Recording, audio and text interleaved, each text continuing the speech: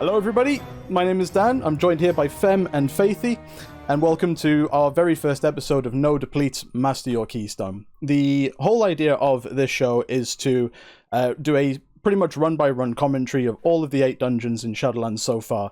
With the launch of 905 and the release of Valor Points, obviously a lot more people are going to be looking at getting into Mythic Plus now more than any other time before, purely for the sake of getting some new gear, upgrading the gear and what have you. But obviously that needs Keystone Master. So, we thought it would be a good idea to help just run you through all the dungeons, give you some tips on what really to focus on, whether there's a particular route that you want to look at doing, all sorts of things like that. So, that's what we'll be doing for today.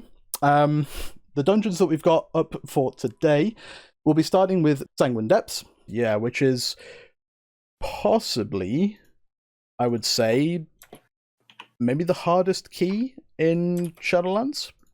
Yeah, I don't know what you would think about that. No, I definitely agree. There's a lot of scary mobs, a lot of scary bosses, a lot of mechanics everywhere. Routes are difficult to navigate. If you pull the wrong mobs, go terribly wrong. Multiple mobs, bigger pulls are not really that possible in a lot of situations with Sanguine Depths. Yeah. Because of the abilities, right? Yeah, exactly. There are certainly a lot of mobs that are, in particular, quite deadly, especially to the tank. I actually tanked this dungeon on an 18 or 19 the other day, and I was very surprised at how much damage a lot of these mobs were dealing. Especially in this first pull, I was actually not prepared for that because it normally looks pretty easy when you watch Femme do it. But he's a natural; he makes things look easy anyway. So we'll talk about the first corridor here then, just real fast. We've got it stopped perfectly to be able to show this off. So the Covenant mechanic for Venthyrs in the Sanguine Depths dungeon are the canisters. Again, if you've run a Sanguine Depths, you'll have seen them in various spots throughout the dungeon. They look like this little bad boy down here. The canisters themselves, any Venthyr player can click on them. When they're clicked on or interacted with, there'll be a massive zone, which any mob that dies within that zone, they will give you a stacking damage buff, which I believe is 5% per stack, if that's correct. Yep.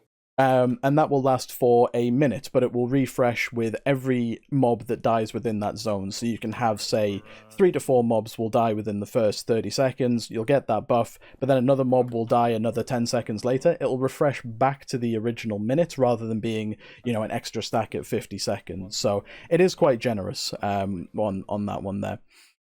As of 9:05, it lasts 1.5 minutes. See, that's something I see. Buff. Even I'm learning today. That's the good stuff right there. The only mob that's really worth talking about in this pull in particular, I believe, would be the Skirmisher, right? On this pull, the Skirmisher. Yeah, the Skirmishers themselves are relatively easy mobs. It's this one here. They have the cast, which you can see at the bottom of the nameplate right now, called Animate Weapon. Animate Weapon, it is just them summoning an extra mob, which is an animated weapon. They do hit pretty hard. And they can really mess your tank up, but it is possible to interrupt them, but not with standard interrupt means. You're looking at things like stuns, fears, disorients, incaps, anything like that. Just throwing a CC on them if you catch the cast going, and just to be able to stop it, and they won't recast it for another, I believe it's about 20-30 seconds almost. It is quite generous. It's a very long time in between each cast of Animate Weapon. But it's just to help your tank. More than anything, it is just to help your tank, because they hit very hard in a dungeon full of mobs that already hit pretty hard. So that is always helpful. We didn't interrupt a single one in this run, but again, Femme's a professional, so he can handle that perfectly well. The only other mob in that pull specifically is a Huntmaster, who just puts traps on the floor. It's the usual stuff. Just don't stand in traps. Just don't stand in stuff on the floor. Very easy. The ticks themselves, they don't do anything of any importance, so that's absolutely fine there. Moving on to the next pack, which is the 3 mobs just after this one. Where are we? We just went past. Let me find it. So we have the Mist Caller, right? That's the one. So Mist Dancer. The Mist Dancer. So we have the Mist Dancer in this full pool, which does an echoing thrust. And what this does is it's a frontal ability towards the tank. And you'll just have to dodge that. Tank can dodge as well. When it does the echoing thrust again, what it will do is that it's spawning an echo from its previous location that will hit towards where it initially first hit. So as you can see, there's 2 lines going out right now, and the top one being the first, that being the echo from the first thrust. And the second red line, as you can see, is Miss Dancer's second cast. So every time it does a thrust, there'll be an additional line. So what you want to do is that you want to make them go the same direction and not turn them up around all over the place, as it will be very difficult to stay in as a tank and as a DPS if everything is filled up with DPS. Is that the only Mist Dancer that you face in this dungeon? I think there's only one more after that, right? And it's the one in the pack of 3 that you would normally skip? Yeah. There are hidden ones that no one ever plays behind the Sentinel at the 40% pride. Ah, okay. But nobody goes there. Sure. Fair enough, not a problem. The mob that we've just passed there is one that we can talk about very briefly, actually, the Brute. Femme, do you want to let us know how hard this hits tanks? Well, he was nerfed quite hard, but he still slaps if you don't have your mitigation up. But like generally, he's been nerfed quite a bit on tank damage. But he still does his crash, which is AoE on the whole group, unavoidable. Also, that circle from the Brute does not do any extra damage if you stand in it. You do not have to avoid it. All that happens when you stand in it is that he heals a little because he leeches if you stand in it. But you don't have to move out. Okay, that's good. Should. Yeah, you should. If for the sake of speed and not healing the mob, it's definitely something that you should probably look to move out of. It's just holding a key for a couple of moments to move out is no big deal. So this moment here we're coming up to, there's a lot of mobs that you can see on the left side of the screen at the moment there, but the only one that's moving around is the Brute, the same mob that we were just talking about before there. This pack is normally skipped by almost every group that plays it, and it doesn't require anything like a Shroud or invisibility potions. When the Brute is pretty much where it is right now, you can see him just over at the far end of the screen back there. When he's in that kind of a position, or even if it's towards like that back wall, you can skip him at any point that he's moving around at the back there. It's easy enough to do. You literally just need to hold W and run straight past. There's no major issue on that one. Let me wind this back a little bit. I'm not entirely sure why it's still jumping forward a bit, but that's fine. We will make do with it. This gluttonous tick on the screen right now is something that we will talk about in the first upcoming pack, which, Faithy, why don't you take that one? So the first pack, first, the reason that we're skipping this pack actually is probably pretty important to remember as well, is once again, it's the Pride. You want to get a Pride right before the first boss, which by skipping this pack, that will allow you. And that is the primary reason to skipping it. You don't want an awkward Pride timer, and by having the Pride in the boss, it makes it a lot easier. Next, we have the Ticks and the Brutes, right? You have Ticks and Brutes in this next room. You have the Big Ticks, which has an interruptible ability that you preferably like to interrupt. And then you have the little Ticks that doesn't do anything but do damage to the tank. And then, of course, there was a Brute from earlier, which has the Slam, which deals damage. And then there is the Ground Effect, which also deals damage. What we can also see happening here is that the first boss is actually pulled by mistake. So what you'd like to do is that you would not like to play where the mobs are initially spawned. You want to drag them a little bit back, so when the first boss patrols, it will not be pulled by mistake if you stand a little bit too close. So take that back a little bit back and play there. It's just a lot safer. So because of this, obviously, there was a need for reset. However, this boss is resettable. So as you can see here, Femme is resetting the boss and they're running back. Some miraculous way. We were so lucky here. We were so lucky with where this Brute was. I call it skill. If you keep watching this right now, I just want to let it play out. But if you keep watching where that Brute's moving in the patrolling one, it has all these mobs running past it, and somehow it does not get pulled. I still have no idea how that didn't get pulled. I think tanking. Yeah.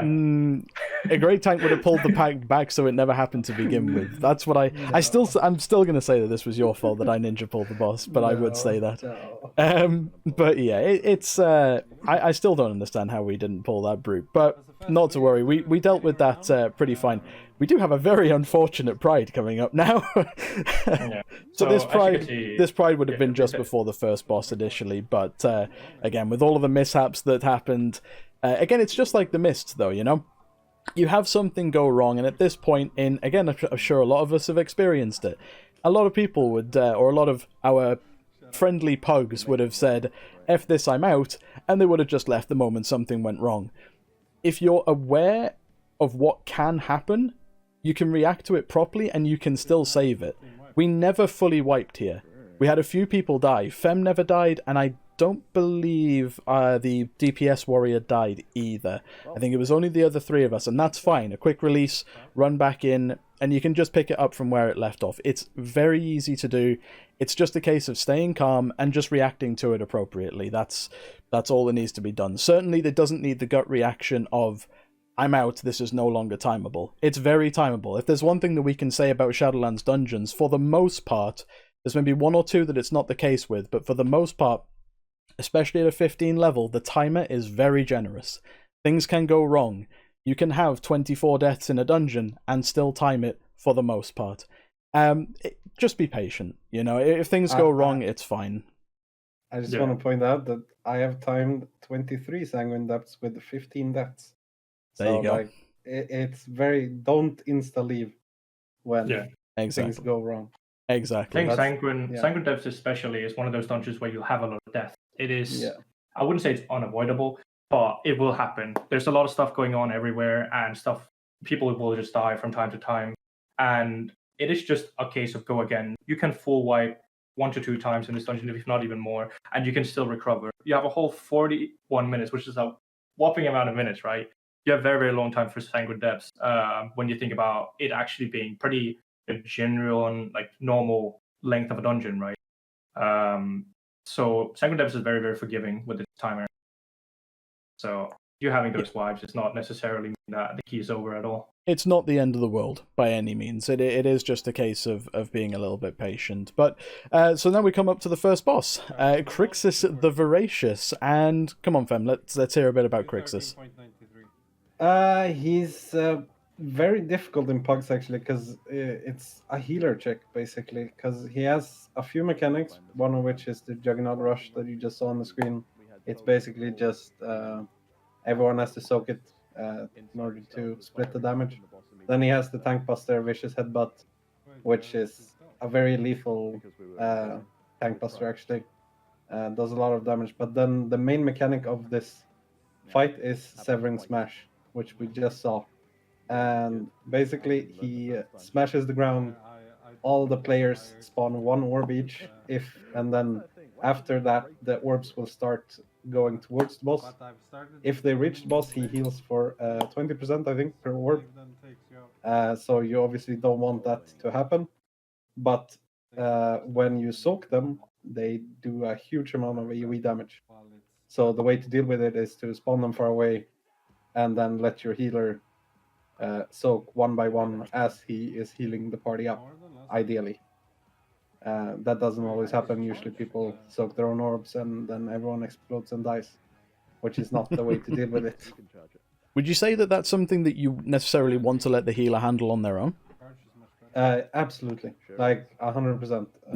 It's 100% a healer job. Sure. And it might be hard for the healer to heal and move, but like if you're on voice with the healer, you can obviously, he can say, you can soak that right now. But generally when pugging, I would leave it to the healer. Yeah, sure. Certainly if you're going to take it upon yourself to actually soak any of the orbs on your own, then obviously throw a little glance over at the party frames first, make sure that no one's going to die, unless you're in there with a friend of yours who is pretty low, and by all means go and get them killed. I'm sure they'll really appreciate it.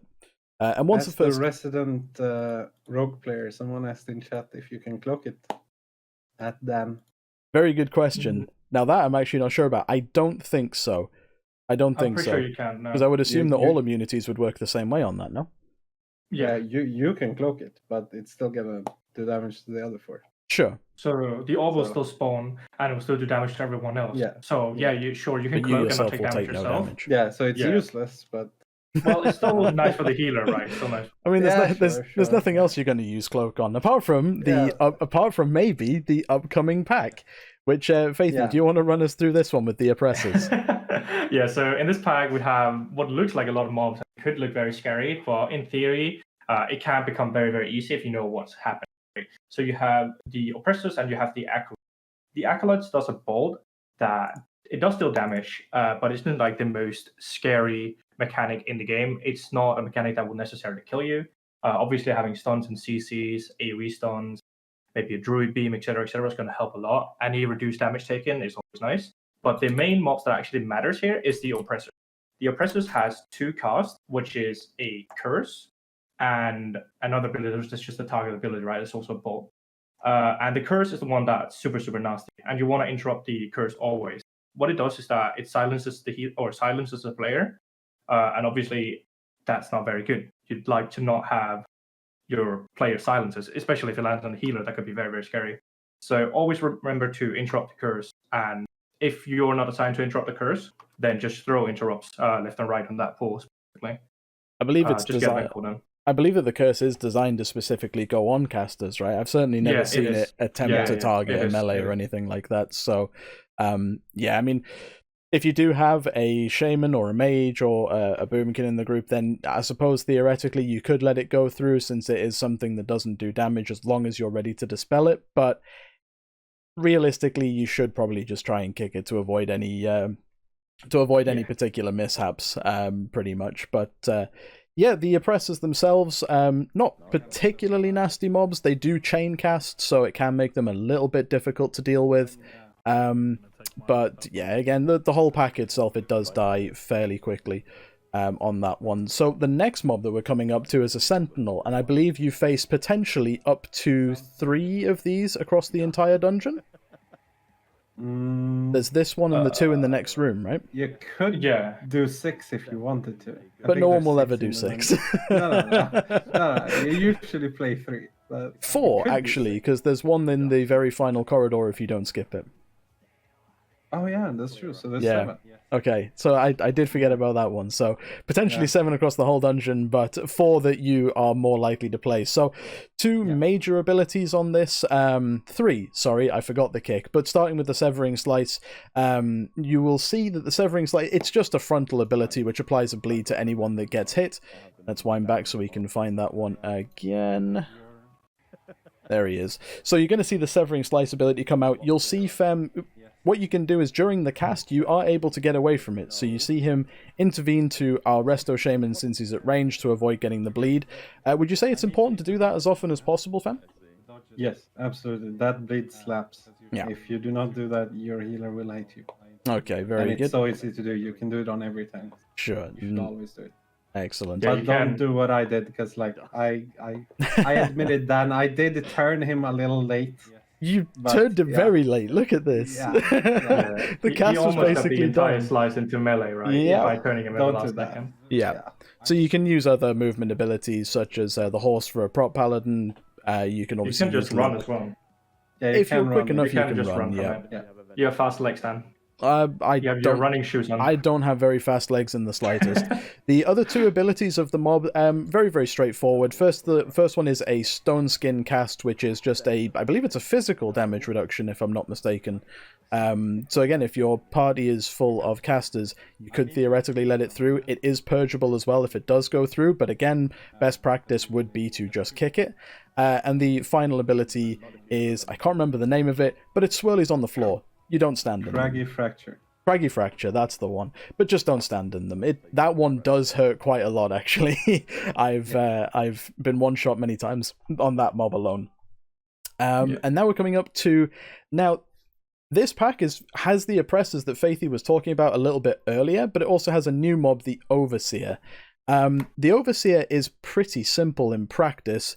It gives you the biggest thing on this one, outside of the Dread Bindings, which we'll talk about in a moment. It's this stacking debuff up in the top right, which you can luckily still see here, even though it's skipped. This stacking debuff, I believe it's just a damage taken increase, right, Femme? It's a damage taken increase as well as a damage done decrease. Okay, and just while you're in combat with that, it will continually ramp up to a maximum of 10 stacks, which I believe is 50% in total, 5% per stack. Yep. No, it's 2% per stack. 2% per stack, so it's not as aggressive as I thought it was, which is really good. I've been scared of that more than I should have been. But it will drop once you leave combat with the mob now. It didn't start out that way, which was very interesting. Yeah. They decided to keep that, so you usually had a case where you had to stand around for upwards of about 15 seconds waiting for that to drop before you could pull the next mob. Because these overseers, you end up facing pretty much 3 in a row, almost. Certainly 2 in a row, with 1 shortly afterwards. But yeah, they're not too bad. The Dread Bindings cast itself, we'll get back to it so I can show you what the Dread Binding looks like. It is a relatively simple mechanic. It will target everybody in the group if they are close enough. Maximum range of it is 20 yards? Something like that. It's something like that. As a ranged, if you're at range, you're probably never going to be affected by it. But tanks and melee, this is something that you will have to deal with. You'll see the cast come out in just a moment. He also casts Gloom Burst, which is just a random bolt on the group. It's not that much. Yeah, it's not that important to kick. It really won't do much. The chains themselves, you can see they've just come out. You can see who's affected by them based on that debuff just there. The way to handle it, if you do have it on you, you can immune it. You can see that on the Rogue, I popped Cloak, which does immune you to it. Warriors can also pop Avatar, Bladestorm, that also immunes you to it. Anything that removes any movement impairing effects. So I believe Freedom from a Paladin also removes it, as well as any general immunities like Bubble or what have you. Bop would also work. But if you don't have any of that available to you, just simply run away from the mob. Give or take 15 to 20 yards, the chains will break, and then you can just run back in if you need to. If your tank is confident, they can stand and tank the chains for a while, because it doesn't do that much damage to a tank, just to avoid the mob from actually casting anything else. You know, it'll stop doing the Gloom Burst, so it won't be hitting your group, and it'll just be focusing all of its damage on the tanks. It'll continue to channel the Dread Bindings itself anyway, but only if your tank is feeling confident. Certainly don't force them into it. Let them make the call on that one. Yeah, it is important to mention as well that as a DPS, you should not take that leverage most of the time. You do want to go out and break the chain. It does do a lot of damage, especially if it's on a lot of people. So as DPS, do go out and break the chain. Go out 20 yards if you don't have an immunity, and it'll break, and you can go back in. Yeah, absolutely. That's I suppose you could say if you did have a big cooldown ready, you could do it, but honestly, there's probably no need to. It is much simpler just to break the chain itself and continue as normal. We're coming up to a pull on just inside the left room, which I'm sure many of you will have seen be pulled a few times before.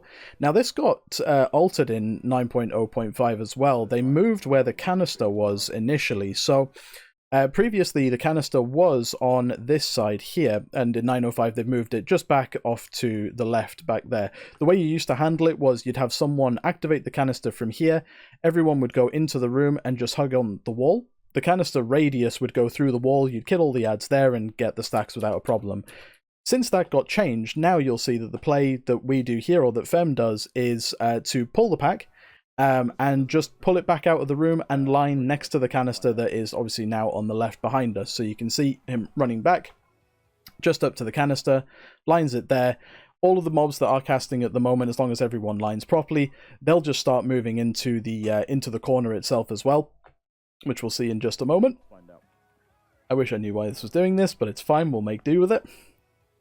I trust. Yeah, so as you can see, it's very important that everyone gets into the line, so they don't cast on anyone, right? So all of the mobs get under, they get stacked, you collect the canister, and then again here we have Acolytes, and we have, do we have oppressors? We have 2 oppressors, right? 2 oppressors in So it's just like the first pull after first boss, get the curses, and just throw hands, throw interrupts if you're not assigned to do that. Exactly. Just to reduce the damage taken. Yeah, and it's after this pack in particular that we come up to our next Pride.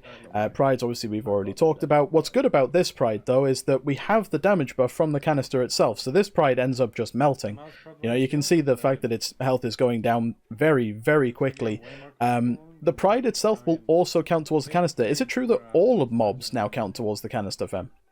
Yes, as of 9.05, everything, no matter what, even those yellow mobs would count if you pull them into it. Because it used to be the case that it was only Venthia-specific mobs? No, just humanoid. Just humanoid.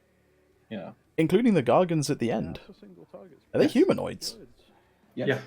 Why? They're very weird. I don't know. Okay. What else should they be? if I ever beasts, if I ever get the opportunity, I'll have to ask someone about that. Why did you decide to make them humanoids and not beasts? But never mind.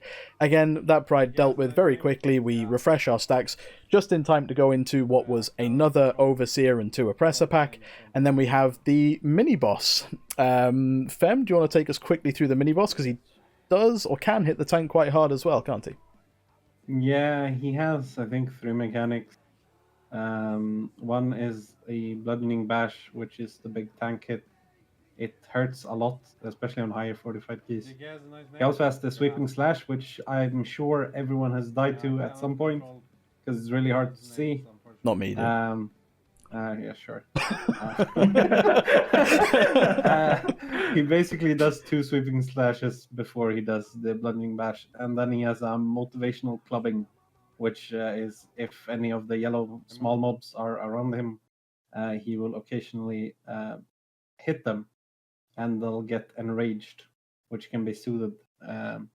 They do more damage and get like 200% current HP, but by soothing it, you also remove the extra health that they gained. So you can basically... One soothe does a lot of damage on those mobs if you have a soothe, use it. Exactly. Cool, that's good. And then after dealing with the mini-boss itself, we come through into the second boss area, the big old ring room, the M25 of M+, and we start off with a new mob, or 2 new mobs, the Scribes and the Depth Wardens. I'll quickly take you through these ones. Depth Wardens are also quite beefy mobs. They do have a lot of HP, and they do also slap the tank quite hard. They have a particular tank ability, which name I cannot remember. Femme? He can't remember either. Crashing Strike. There it is. Crashing Strike. Yeah. Excellent. I was pushing last week, and I was doing a 23 in Sanguine for the first time, and our tank got one-shot by it because he didn't have anything available. He was about 75% HP, and he just got straight up one-tap by it. That thing hurts. That thing hurts a lot. So any active mitigation, make sure you have it ready for the Crashing Strike from the Depth Warden. It is also it also has an interrupt on it, which is Barbed Shackles. I knew it was Barbed something. I was going to call it Barbed Chains. It's just it's a kickable cast. It needs 2 melee kicks. Can 1 Shaman cover it? I don't think so. They can? Yeah. Okay, so two melee very kicks. Close though. It is very close. So 2 melee kicks or 1 Shaman, preferably just 2 melee kicks. If that cast does go through, it will root its target in place on a debuff which lasts for 10 seconds, as well as dealing a lot of physical damage to them over that duration as well. While the root itself can be removed with freedom or an immunity, in fact, no, while the root itself can be removed with freedom and probably post-haste disengage from a hunter as well, the debuff, the bleed portion of the debuff will stay on the target. So freedom won't help you completely on these ones. If it does go off, they are going to need a lot of healing, or they're going to need to actually pop a full immunity just for the sake of staying alive. That does actually do a lot of damage. But again, best practice is just to kick it more than anything. The Scribes are not the biggest pain in the world. They have 2 particular casts, both of which are shown on the screen right now, which is perfect. The Explosive Vellum just drops a zone on the floor. It's an orangish type of zone that you'll see in a moment. You just don't stand in it, like with everything else that's a zone in this game. And the Throw Research is just a random cast that will be at a random group member. It does a fair bit of damage. It is physical, so it can do more damage to lower armor classes, such as your mages, your warlocks, and obviously maybe your rogues as well, because I was playing rogue here, that's why I like to mention it. But other than that, they're not that big of a deal. You just kill them off with AoE as quickly as possible, and it's all good. But the Depth Warden in particular does need a little bit of focusing down where possible. That's for sure. The next pull, I believe, covers an extra mob, which is the Remnant of Fury, and perfectly highlighted by Femme. Let me just go back to that one. This will highlight a canister that you're never going to use, but it's always good to know that it's there just in case. Let me just get the pause at the right time. Boom. You can see his cursor, but because I like drawing on the screen, we're going to do it anyway. You've got that canister over there, which is never going to be used. Almost ever. there is no real need to go right, not with the route that we were doing here. You'll find that a lot of groups don't go right. Is it a difference? Is it a major difference in percentage if you were to go right way around the room? No. There's the same mobs. There are ghouls at the end, though. Okay. And is that why it's mostly skipped? Yeah, the ghouls are generally bad. Okay. That's fine. That's good. Hurt. Sure. Yeah, we will actually cover the ghouls once we get past the next boss, because we do end up having to pull them for the sake of percentage and for the sake of pride, as well as our own pride, and because Femme likes to prove that he's a big tanky boy and can face ghouls on his warrior without an issue. Even though he does almost die to these ones, which is always fun. But we'll see that in just a moment. No, I would never lie to you, sir. Okay, so coming up to the Remnant of Fury. Faithy, do you want to quickly run us through that one, as well as the Quill Feather as well, actually? I forgot that one was there, not that it's too important. Yeah, the Quill Feather is not really that important of a mob, right? It has an already interruptible dead, ability. Yeah, so it has an interruptible ability that one can interrupt, and then the Fury is a little bit more important, which also has an interruptible ability, which is pretty important to get, which is a cast, which the name I cannot remember. But it's very important to get. Explosive Anger. There it is. Femme is so smart. This is why we have Femme on. This is why we have Femme on the show. He will remember all of the names of all the abilities and all of the mobs. In fact, I'll pop quiz him in a couple of future dungeons. Yeah. So you have the Fury, which you'd like to interrupt, and then you have the Quill, which does one cast as well normally, and then it's dead. So throw one interrupt on that as well. You might as well. There you just see Femme. He's getting in the Sentinel as well because you'd rather get it in and not play it alone. So you can see it pulls it in this pool. As it is a very, very easy pull to deal with, and that's why he pulls it in, right? And then next pull is a little bit more of a scary pull, but as you can see, he's jumping back and he's finding the next canister, and he's bringing all the mobs over. Here, there's a new mob called Doubt, and Doubt has a cast called Growing Mistrust, which, when casted, will leave a ground effect similar to the one on the next boss, which we will also talk about. And what that does is that it's a growing effect that will increase over time, and it will immediately do damage if you stand in it. And it's a lot of damage as well. So it's very important that these doubts are positioned in a way so you're able to kite them in a way so you'll be able to have room and not be forced into ninja pulling a new set of mobs, right? So first of all, you'd like to bring them back to the canister. You do have the canister and you'd like to utilize it. What you can also do is probably pull them a little bit further and then kite back into the canister towards the next boss, right?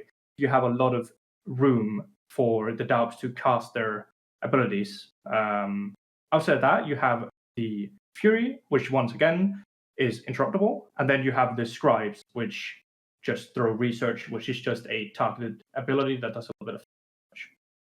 Exactly. This pull itself is a little bit more tricky, especially with the size that Femme did it.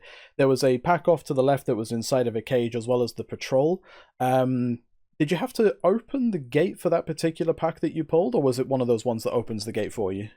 They open automatically. They open automatically. Perfect. So that makes it easy. Now, if you were feeling confident and wanted to do that, then obviously you can do. This canister in particular is possibly the hardest one to make good use of across the entire dungeon. Simply because, as you saw, it does require a lot of back and forth from your tank to have to go grab enough mobs to make it worthwhile, as well as bring it back into the canister itself. That being said, if you do have a Venthyr in your group, or if you are the Venthyr in your group, and you have communication with your tank, so you know that maybe they don't want to go and pull that many mobs back onto the canister itself, it is worth using, even for one mob. It would just be just a little something extra, just to help out the group. You know, even if it is just the 5%, it's still 5%. That's still on its own. It's a decent amount. You know, considering you're getting it more or less for free, it's still worth clicking even for that, honestly. So even if you're not going to do a big pull like this back onto the canister, honestly, just click it anyway, really. Even if it's just a Sentinel that's going to die to it, that's no big deal. It has become a lot easier, or a lot more efficient to use now as of 9.05, since they've added all mob types to it. You can make a bit better use of it, but as we can see with Femme's tanking position here, we're going to see what you shouldn't do, realistically. So Femme was a little bit overeager with getting back to the canister, and he's tanking the Vestige of Doubt on it. And the Vestiges dropped poo-poo on the floor, and it's very difficult to keep the mobs within range of the canister. They are just in range of the canister here, so the canister's range will probably extend out to roughly here. It's not that wide, but it'll be pretty much all the way around here in a big radius around the canister. The mobs are just inside it, but Femme's pathing as he's tanking the mobs is also really good to keep it inside of the canister zone itself, so we do end up getting the buff from the mobs that we're playing here. So a little bit of a mess up on Femme's part, but also really well recovered by him as well.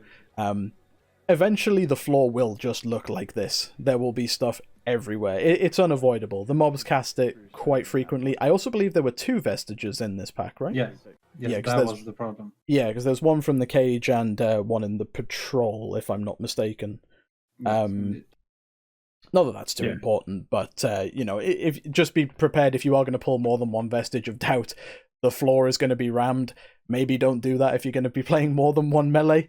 Unless the melee are big, strong boys, which I was not on my rogue. But yeah, we'll just continue that one on.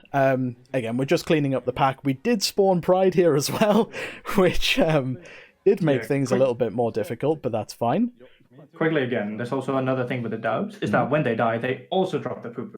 So it is important to know that when you kill the doubts off, they will drop the stuff on the ground as well, and you'd like to, get out of it ASAP, as it actually deals a pretty big amount of damage, especially if you stood in it for too long. What is also nice to know is that you can actually stun the doubts on their cast, and you can keep them still for a little bit longer, right? So if you have them stunned, they are not going to cast their ability, and you can freely hit them as you'd want to in like a burst window per se. They do recast though. They do recast out of stun, but you could keep them stopped for a while by just keep stunning.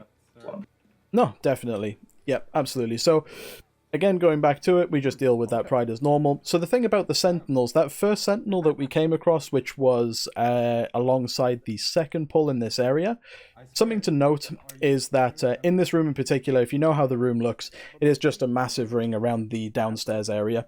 There are 3 Sentinels that appear on each side of the room, but only one of them will be active per side. You don't know which one that's going to be as you come into the room, and there's certainly no way to tell. But it does mean that you can use Spectral Sight. Yeah. Okay, so if Spectral Sight works, then that's something I'm learning. I love it. I love it so much. But it does mean that you'll end up facing at least one Sentinel in this room, and you won't be able to avoid it at all. But you can more or less control how it is you're going to face it just by being careful as you move up towards each Sentinel. So if you don't want to play it with mobs, because that is quite scary as a tank, then you don't need to. Just take it easy and just slowly approach each Sentinel. If it does activate, just pull it back a bit, because that way you'll pull it completely out of danger and there'll be no issues whatsoever. So next we have Tavo, which is probably one of the most difficult bosses in all of Mythic. He has a few mechanics which is very, very nasty. The first being the general mechanic of the boss is the 2 beams.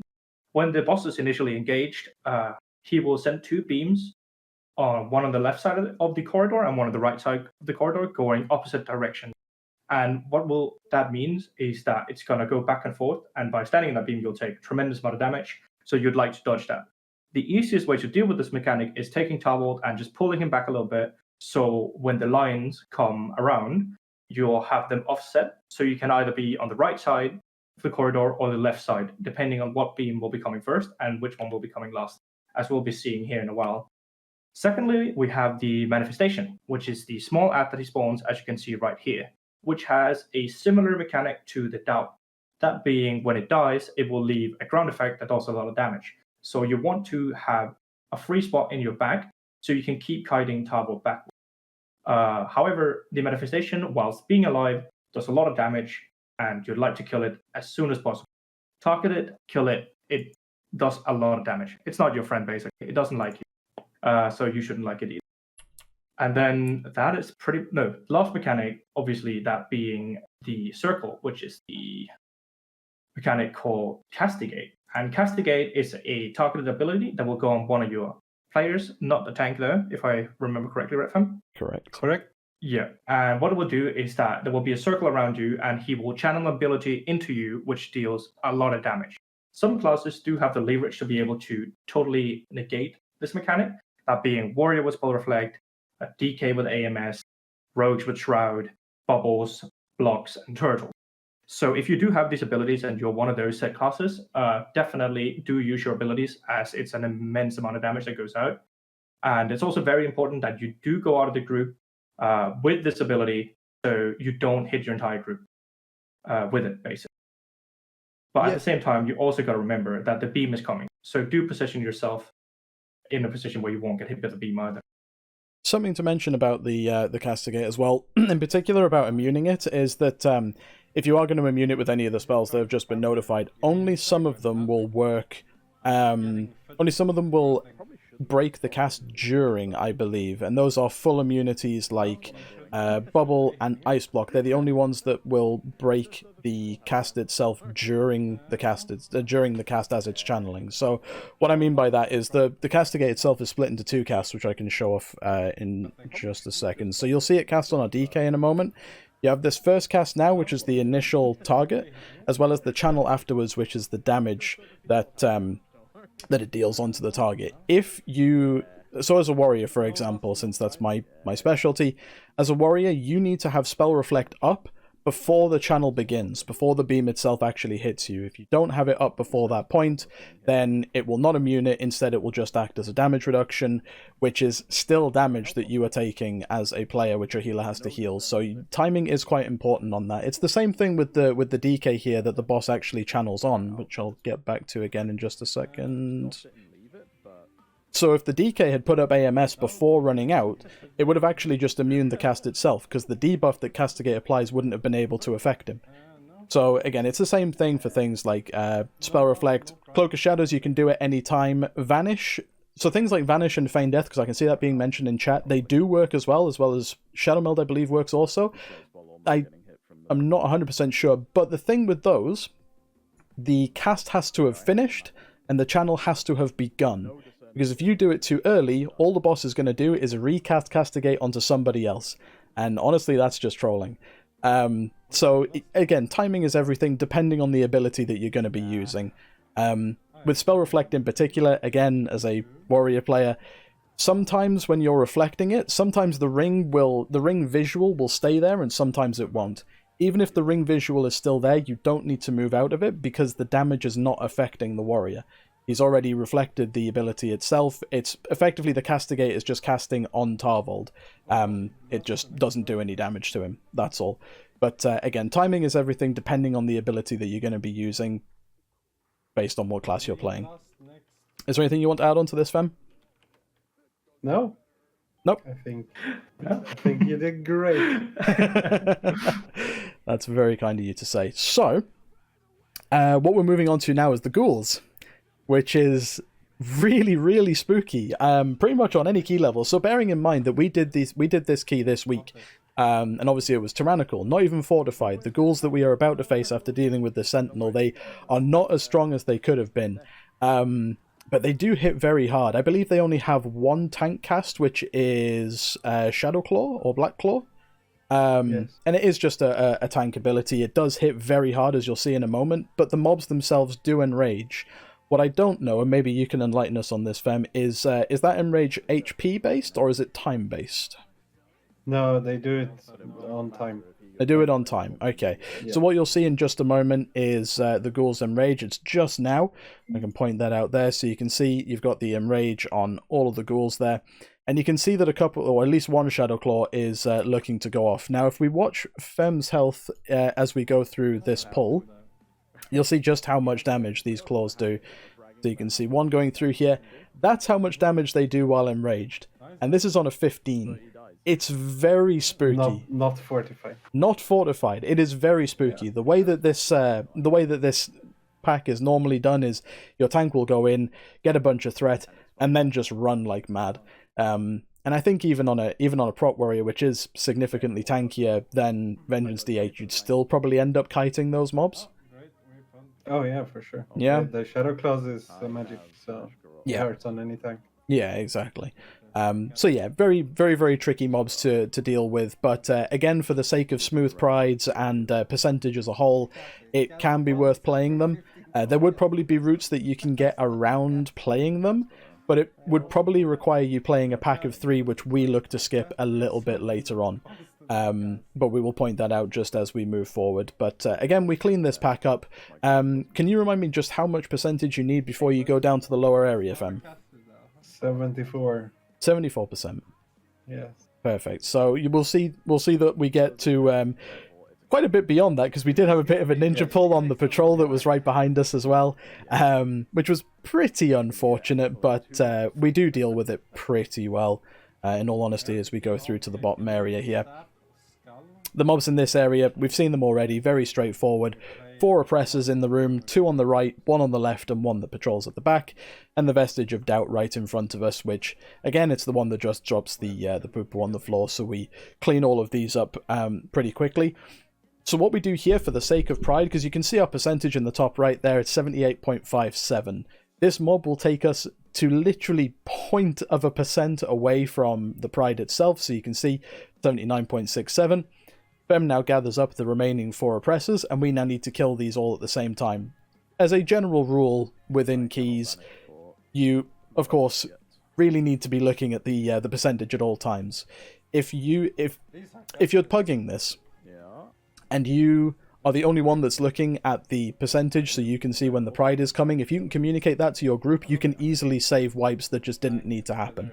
If there's no solid route going forward, or if there was a mispull or something like that, you can point out, hey, we're not that far away from the next pride, be careful how you pull the next one, or even as a tank, just being aware of it the entire time.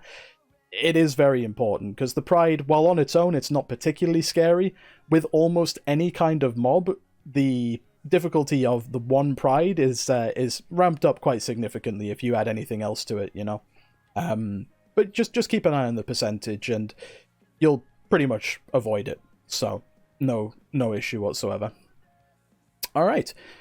Once we've dealt with the pride, we then move on to Grand Proctor. Femme? Yeah.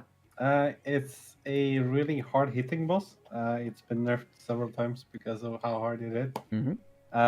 It has, I think, three major mechanics. One of which is this Rite of Supremacy, which spawns 15 like small holy balls that each reduces the damage you take from Rite of Supremacy by 20%. So doing quick maths, if you pick up 5, you will be immune to the damage. But since there's only 15 and there's 5 of you in the party, you need to split them up somehow. Usually, especially on tyrannical, people rotate immunities so that the others can get more orbs. But generally, as a tank, on any tank class, you barely need 1, but you should take 1 just for safety. So that means there's 14 for 4 people. It's very easy to always at least get 3 as a DPS, unless you're immuning, obviously. And then she has the Naru upstairs, which she's torturing, cries out and puts stuff on the floor that hurts. If you get hit by those, you pretty much die. And then there's the Tank Buster Iron Spikes, which is extremely hard hitting. And your tank needs to actually press their abilities to live that. As we found out on beta, a DPS warrior can intervene for the iron spikes, but you shouldn't, because you will protect your tank from it. You will take it, and you can't, if you're an arms warrior, for example, you can't parry them.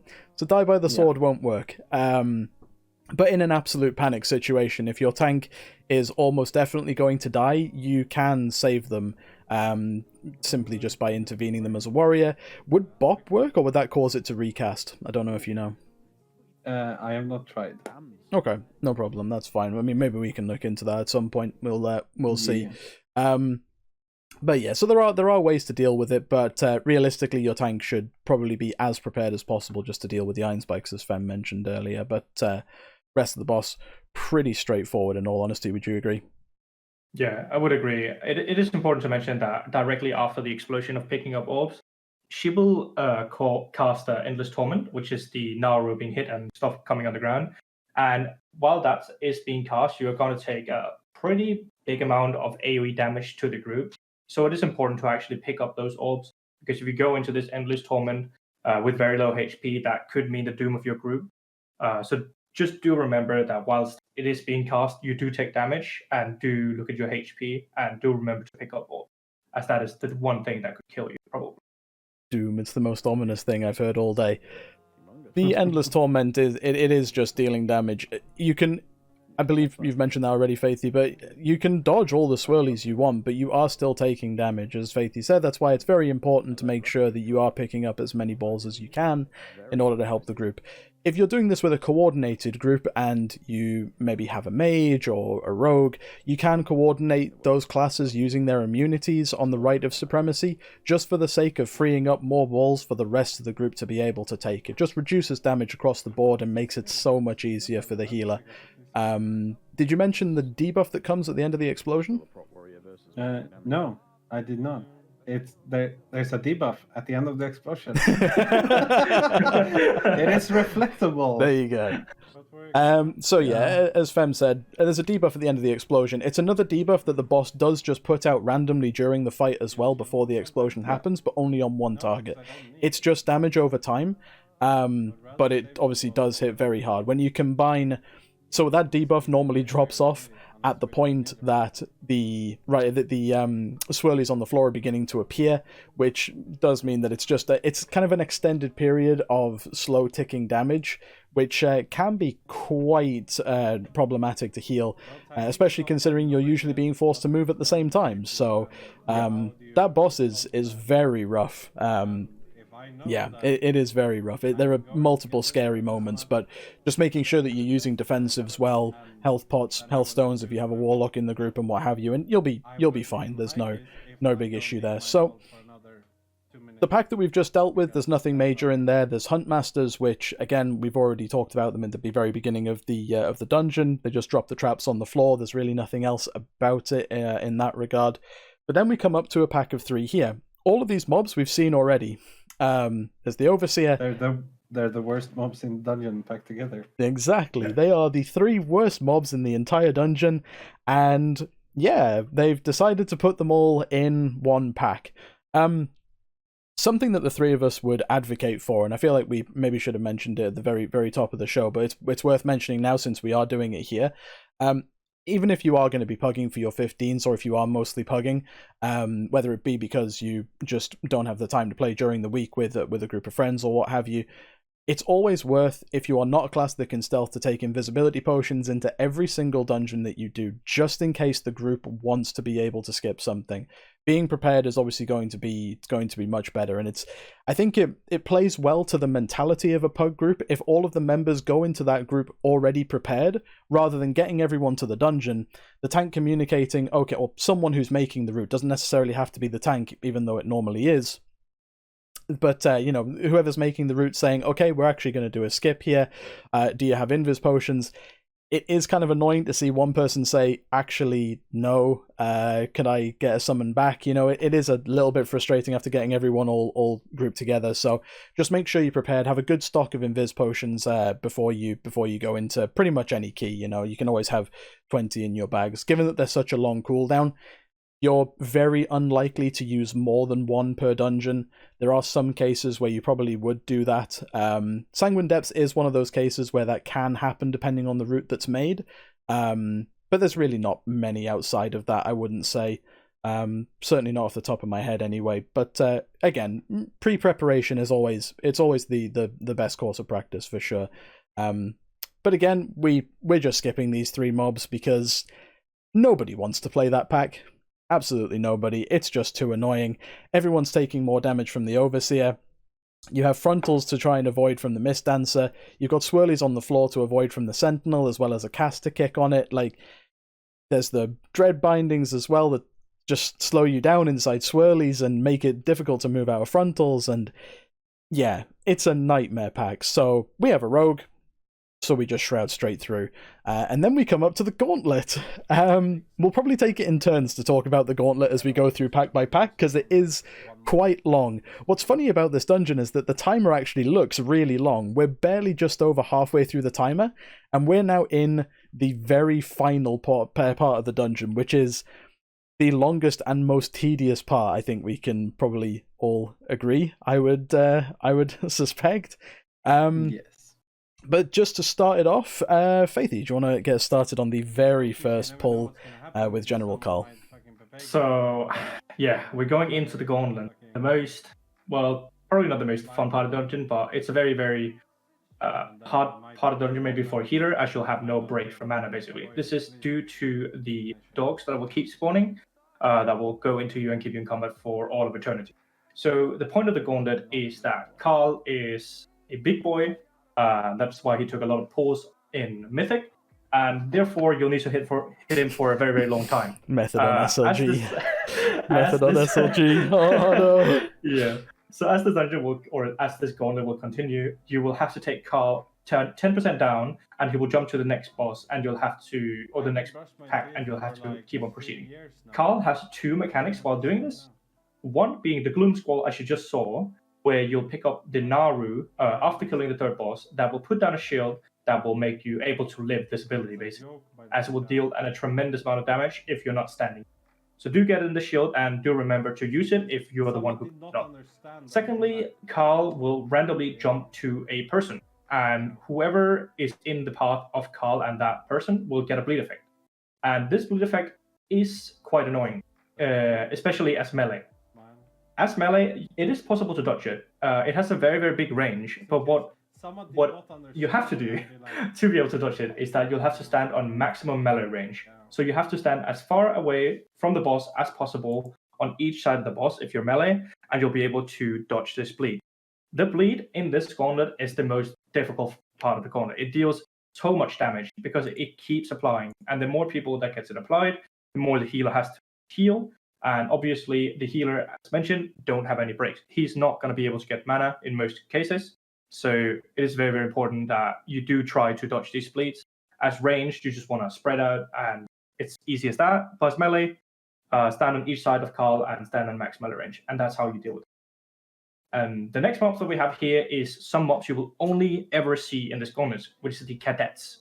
And the Cadets have a mechanic that, depending on how many there are and how close they are to each other, they will deal more damage. So the more they are, the more damage they deal. What is that? I'll highlight that properly here, so you can see at the moment. The radius on when they buff each other is actually quite generous, but the thing is they're all melee, so it won't stay like that for very long. So you can see like this one here, for example, has 2 stacks because it's only close to the 2 that's right next to it. This one has 3 because it's now close to 3 of them. This one has 4, and so on. But if we play the video a little bit further forward, so you can see, you'll see them quickly all swap to 5 stacks. Now, literally all of them have 5 stacks, and there's no way to get away from it. But it is a really hefty damage increase. So these mobs don't have a lot of HP, and they can be underestimated quite significantly by a lot of tanks. I can say not from personal experience, but again, when I was pushing last week, our tank decided to chain these mobs into a pull that we'd done previously, but wasn't quite prepared for the damage that they were going to deal when they all stacked up. He died instantly. They hit him very hard, and he just wasn't prepared while tanking Carl at the same time. It was a little bit rough. I'm sure Femme has dropped many a cheat death on maybe these mobs specifically. It is pretty rough, but again, it's just AoE fodder. Group them all up. Hopefully, your tank can deal with them well, and just get them all nuked down as quickly as possible. The buff itself, Femme, was that just a damage increase? Yeah. Can you remember by how much per stack? It's not important. I just want to test you. I believe it's 50, but I'm not sure on that. Okay. Well, if anyone in chat's able to confirm or deny that, so we can either give Femme a tick or a cross, we'll see. We'll see when we move forward. Yeah. So we're being asked what is the best way to deal with this as a Demon Hunter or just a tank in general. And in my opinion, it's just using a defensive, right? That would be the most efficient way, especially if you don't have a disc or like something to give you aggro a rogue or a hunter, right? You have to. It makes sense. Well, yeah, you have to pull them and then use everything you have and then run. Last week I went in there, popped the meta, trinket, and demon spikes. Then I procced, and then I procced, and then I ran. Yeah, so you lost all everything. in the window of like 3 seconds. So. And considering that that's for a pack of mobs that really don't have a whole lot of HP, yeah, you can see why it does get underestimated by quite a few tanks. But you know, yeah. I'm sure as you do the dungeon more and more often, you'll begin to get a feel for what hits quite so hard. And Femme's you know, he's good at playing those mobs in particular now. I'm sure there's not so many. It is 20%. 20%. Okay, so what we're gonna do is, because I gave you a pop quiz, we're gonna give you a little X next to your name now, because you got that one wrong. And we'll just keep a tally of that as we go forward. Perfect. All right. Can I get retroactively the correct answers from earlier? If you can remember how many you got right. All of them. Tell you what, I'm going to assume that you got 2 right, so I'm going to give you 2 ticks. There you go. Retroactive ticks. There you go. Perfect. Feels good, man. So for the rest of the gauntlet, really, there's not a huge amount to say. A lot of the mobs are just repeated from earlier on in the dungeon. Again, it is a gauntlet event, as Faithy mentioned earlier, so you have the dogs or the gargons constantly spawning.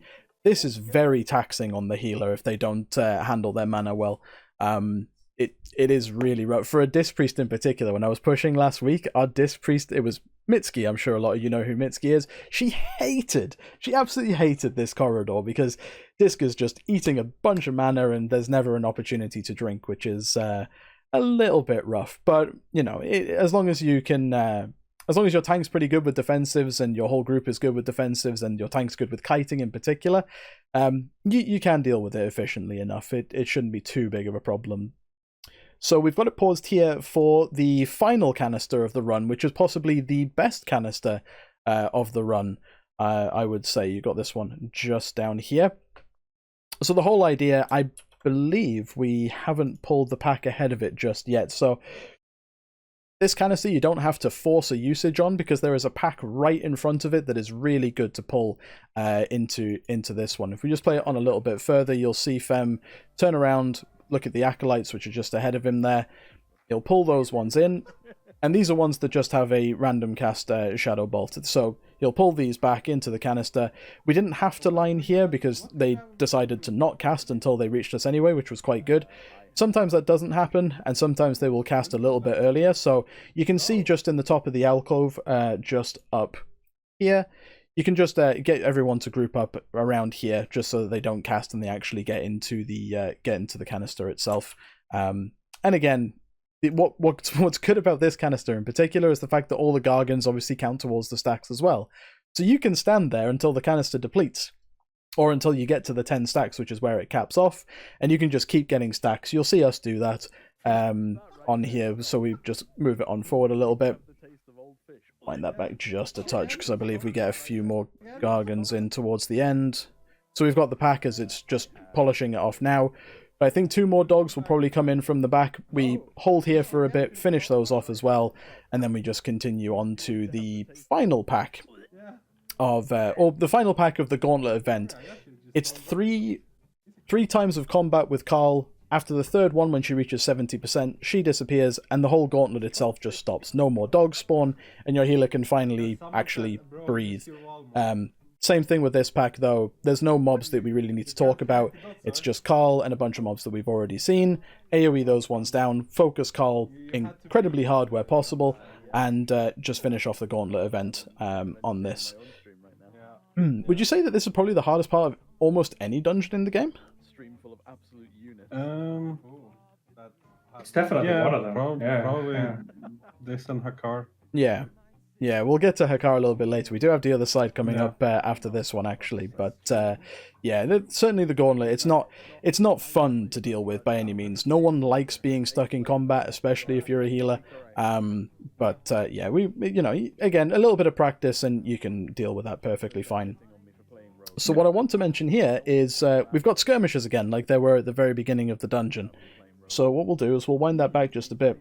You might remember that I mentioned that you can, or it was mentioned that you can stop the skirmisher casts of Animate Weapon, and you can stop it with any type of CC. So what we'll do here, we pause it here, and you can see that they're casting Animate Weapon right now, but the DPS warrior has used Aftershock, which has a knockdown included in it. So what we'll do is wind that forward a little bit more, and just there, you can see that the knockdown has occurred. You can see the buff on it there. They've interrupted the cast, but what will happen now is when we play it on a little bit further, they just won't recast it. And they won't recast it until they are basically dead, if at all. It is a very generous amount of time. Like I say earlier, it's about 15, 20 seconds, maybe a little bit longer. I can't be 100% certain, but again, it's just reducing the damage on the tank. That's all it is. And again, there's another Sentinel. We know how to deal with these already, particularly rough mobs. Dodge the frontal so you don't take the bleed. And then we get our final pride here. So this final pride you wouldn't normally have at this moment in time, would you say, Femme? I think it was because we had that mispull in the second boss room. Yeah, ideally you get this pride after the next room. Yeah. But it doesn't really matter because the next room is so quick anyways. But yeah, you'll ideally not. For sure, you'll see that happen here. You'll see the pride goes down in relatively quick fashion, and then we have this pack here, which is 2 Huntmasters with the traps on the floor, and a bunch of Gargans, which is just tank damage. We deal with this room pretty quickly. Our DPS warrior takes all the aggro because he Blade Storms instantly, and deal with the pack. Don't do that, by the way. Very true. Yeah, where possible, you should probably give your tank a little bit of time to get some aggro. But, you know, if you're big and strong like me, then obviously you can do it. And besides, if you die, then you can laugh. It's all good. But as you can see, as Femme mentioned before, that pack is very quick. We finished that with still 30 seconds left on the Pride anyway. That's plenty of time coming into Carl. That's almost the entirety of Bloodlust. I think we're going to have like maybe 6-8 seconds of Bloodlust without Pride. That's not that bad, in all honesty. That would be absolutely fine. But moving into General Carl, Femme, do you want to run us through this one? Sure. She has 3 mechanics, just like every other boss. She still has the Gloom Squall, which we have seen in the Gauntlet, so you should know how to deal with it. She teleports to one end of the platform, and then you have to go there. Well, you don't necessarily have to go there, but the way you deal with it is to go there and drop the shield so that your melee can still hit the boss, right? Technically, you could stack on the other side of the room, but that would only, you wouldn't be able to hit the boss at the same time unless you ranged. But either way, and then she has the Piercing Blur, which is the bleed that we've seen in the Gauntlet. However, now it specifically targets 2 players, and then she jumps to those players, so she glides over. You can dodge them. If you're far away from Carl when she starts charging you, you can just walk and you will dodge the bleed. You can also immune them and stuff, obviously. You can also, if you time your jump perfectly, you can jump it, but that's just harder. Usually when you have Pride on this boss, it's very easy to just walk away from it. If you're moving when she hits you, you are usually fine. Because she targets your original position when she starts charging. So yeah. And then there's the 3, I think it's Piercing Blur. No, that was Piercing Blur, yeah. Wicked Rush is the target ability. Yeah, exactly. So Piercing Blur is these 3 lines that covers 1/3 of the platform each, and one detonates first, and then the second, and then the third. You just have to, you watch where the first one is, and you don't go there, and then you instantly go there as soon as the first one detonates. It's that simple. Yeah, exactly. It's you can see it on the screen just now. It's pretty well telegraphed. It didn't used to be so well telegraphed, if you remember. In beta, what ended up happening was it was just the beams that you could see. So you see how here, for example, you've got the whole red zone on the floor here. That never used to be there. All you'd be able to see was the beams as it appears on the other 2, which did make it really difficult to accurately see exactly where it is. But luckily they changed that, and it's certainly a lot clearer to be able to see now. Obviously, as Femme mentioned, once you see where the first one is, you know where the first safe zone is going to be. So you can dodge the first one, get into that zone if possible as quickly as you can, and you don't have to move from the other two. You've effectively dealt with the whole mechanic, basically 2 portions of the mechanic ahead of time, which is obviously a pretty good time saver, and it helps with keeping DPS quite high on the boss. When it comes to the Wicked Rush, I can't remember if you mentioned it at all. It can be immune, but you can also pop things such as Die by the Sword or Evasion, and they will also dodge or parry the bleed itself. You can just stand still, because Carl will never go behind you. Where she stops, it will be on top of you, but it's still counted as in front. So you'll be able to dodge or parry the bleed, and it's just helpful. The bleed, it does hit very hard, as was mentioned in the corridor. It's exactly the same ability, and considering that it can stack up to at least twice, then yeah, it can be a little bit rough sometimes, and it's certainly probably the hardest part of this fight, especially for the healer. It can get pretty rough sometimes, but dealing with all that appropriately, and Carl herself goes down at 50% because she disappears and goes on to wipe method 452 times in Castle Nathria, which was very fun. But that basically covers Sanguine Depths. Is there anything extra you guys want to talk about in terms of the dungeon as a whole? Because it is a very tricky dungeon itself. It's certainly my least favorite one, at least. But I don't know if there's anything extra that you guys want to talk about that we may have missed.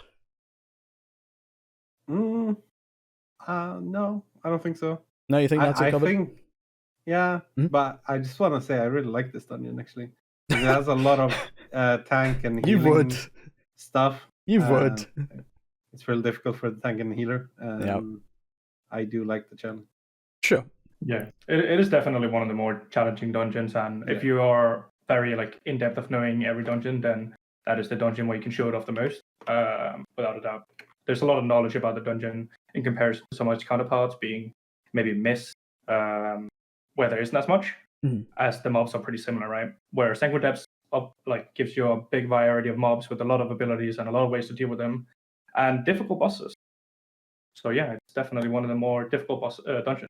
Something that's been said a few times, I don't know whether you'd agree with this or not, Femme, but it's probably one of the easier dungeons to do on Tyrannical in comparison to some of the others. Is that something you would necessarily agree on? Probably not, because second and third boss are very difficult. And I mean, if you can get past those, then yeah, sure. Brilliant.